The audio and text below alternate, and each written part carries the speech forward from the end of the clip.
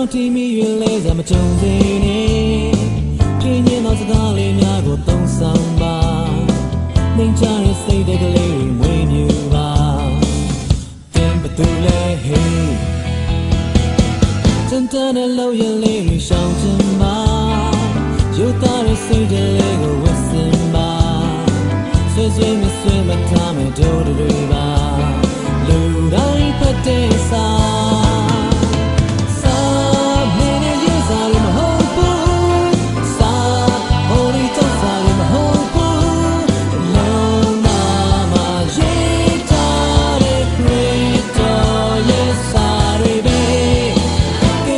ရှုံချခြင်းတွေရှောင်ကျင်ပါယုံနဲ့နဲ့လေးတွေပေးပေးထားဝမ်းမြောက်နေတဲ့လင်းကောင်းလေးကိုဖြန့်ဝေပါတကယ်ပြရည်တဲ့စာ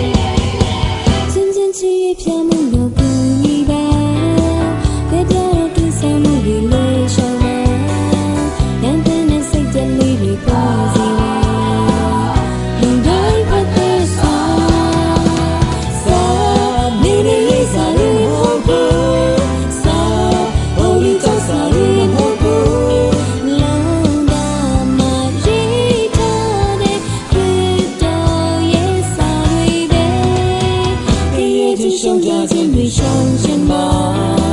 ယုံနဲ့နဲ့စိတ်တွေလေးတွေပေးပေးထားဝမ်းမြောက်နေတဲ့လေးကောင်းလေးကိုဖြန့်ဝေပါ